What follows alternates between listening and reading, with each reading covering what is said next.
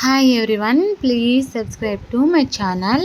ఈరోజు చూడండి, నేనైతే ఎంతో సింపుల్గా అయితే ఎగ్ రైస్ అయితే చేశాను. చాలా అంటే చాలా బాగుంటుందండి. మనకి ఏ హడావిడి లేకుండా ఆఫ్టర్నూన్ కానీ అలాగే లంచ్ బాక్స్లోకి కానీ ఈవినింగ్ కానీ ఎప్పుడైనా కూడా చాలా అంటే చాలా బాగుంటుందండి. చాలా సింపుల్ అండి చేయడం కూడా. ముందుగా పెనం పెట్టుకొని అందులో తగినంత ఆయిల్ వేసుకొని కొద్దిగా ఆవాలు అలాగే కొద్దిగా జీలకర్ర అయితే వేసుకోవాలి. ఇవిలా కొద్దిసేపు ఫ్రై అయ్యాక కొద్దిగా చెక్క అలాగే మనకి మీడియం సైజ్ ఎర్రగడ్డలు కానీ లేకంటే పెద్ద ఎర్రగడ్డలు ఉంటాయి కదా, అవైతే ఒక 5-6 అయితే కట్ చేసుకోవాలండి. నేనైతే 6 అయితే కట్ చేసుకున్నాను. తర్వాత కారం ఎక్కువ తినే వాళ్ళైతే ఎక్కువ పచ్చిమిర్చి అయితే యూజ్ చేయండి, తక్కువ తినే వాళ్ళైతే తక్కువ అయితే యూజ్ చేయండి. ఇక్కడ చూడండి, ఫస్ట్గా ఆనియన్స్ అయితే వేసాను. పచ్చిమిర్చి అయితే నేను అంత కారం లేనిటివి ఒక 10 నుంచి 11 వరకు అయితే తీసుకున్నాను. ఫస్ట్ మనకి నూనెలో అయితే ఆనియన్స్ అయితే నీట్గా అయితే వేయించుకోవాలండి. ఇలాగా ఎర్రగడ్డలు వేగడం వల్ల మనకి చాలా అంటే చాలా బాగుంటుందండి. ఇలా మీడియంగా వేగిన తర్వాత ఇందులోకి పచ్చిమిర్చి కూడా యాడ్ చేయాలి. ఎందుకంటే ఇందులో పచ్చిమిర్చి వేయడం వల్ల ఇవి కూడా నీట్గా అయితే ఫ్రై అవుతాయండి. ఇలా వేగడం వల్ల మనకి అంత కారం అనేది ఉండదు. చాలా అంటే చాలా బాగుంటుంది పచ్చిమిర్చి ఫ్లేవరు. టోటల్లీ రెండింటిని అయితే ఇలా మిక్స్ చేసి నీట్గా అయితే ఒక 10 మినిట్స్ అయితే వేయించుకోవాలి. నాకైతే ఒక 10 to 15 మినిట్స్ అయితే పట్టింది. నేనైతే మంట అయితే హై ఫ్లేమ్లో పెట్టలేదండి, మీడియం ఫ్లేమ్లో అయితే పెట్టాను.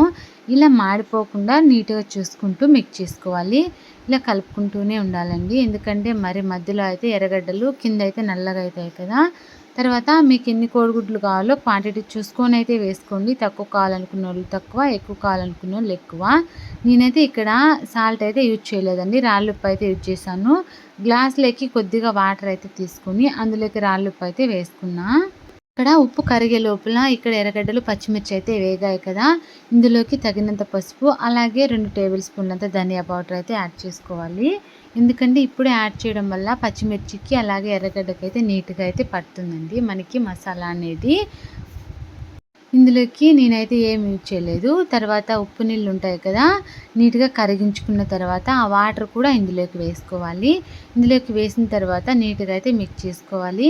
మనము అలాగే రాళ్ళుప్పు వేయడం వల్ల మనకి కరగదు కదా, అందుకే నేను నీళ్ళల్లో అయితే కలిపి అయితే వేసాను. నాకైతే సాల్ట్ అయితే యూజ్ చేయలేదు. తర్వాత ఇక్కడైతే నేను ఎగ్స్ అయితే బ్రేక్ చేసి పెట్టాను చూడండి. టోటల్లీ 8 ఎగ్స్ అయితే తీసుకున్నాను. మీకు ఎన్ని కావాలో అయితే తీసుకోండి. తర్వాత ఎగ్స్ అన్ని ఇందులోకి అయితే మిక్స్ చేసుకోవాలి. ఇక్కడ బాగా అయితే ఫ్రై అయినాయి కదా ఎర్రగడ్డలు అలాగే పచ్చిమిర్చి, ఇందులోకి బాగా ఉప్పు పట్టేట్టుగా కలుపుకొని ఎగ్స్ అన్ని ఇందులోకి యాడ్ చేసుకోవాలండి. మంట అయితే ఫస్ట్ సిమ్లో అయితే పెట్టుకోవాలి ఎగ్స్ వేసేటప్పుడు. ఇలా సిమ్లో పెట్టిన తర్వాత టోటల్ ఇలా స్మాష్ చేసుకోవాలండి. ఇలా నీట్గా కలుపుకోవాలి, ఎందుకంటే ఇలా కలపడం వల్ల ఆ మసాలా అనేది టోటల్లీ మనకి ఎగ్ అయితే పడుతుంది కర్రీకి. తర్వాత ఇలాగే ఒక 2 to 3 మినిట్స్ అయితే వదిలేయాలి, ఎందుకంటే నీట్గా ఉంటుంది కాబట్టి. చూడండి, ఇలా నేనైతే వదిలేసాను. ఇలా వదిలేసిన తర్వాత మంట అయితే మీడియం ఫ్లేమ్లో పెట్టి ఒకసారి ఇలాగ పక్కనంతా కలుపుకుంటూ నీట్గా అయితే కలుపుకోవాలి. చూడండి, ఇక్కడైతే నేను ఇలా ఈ విధంగా అయితే మిక్స్ చేసుకున్నాను.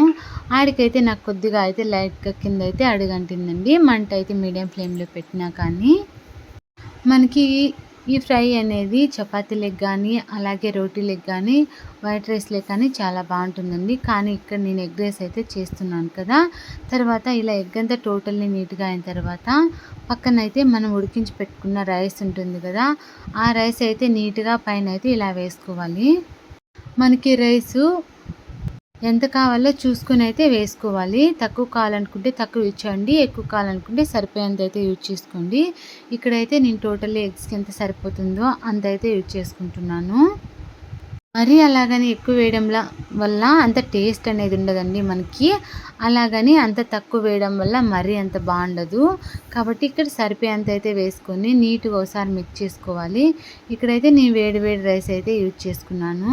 మీకు కావాలనుకుంటే కూల్ రైస్ కూడా యూజ్ చేయండి, అంటే ఈవినింగ్ కానీ మనకి ఆఫ్టర్నూన్ చేసింటారు కదా ఈవినింగ్కి, అలాంటి ఆ రైస్ కూడా యూజ్ చేస్తే చాలా అంటే చాలా బాగుంటుందండి.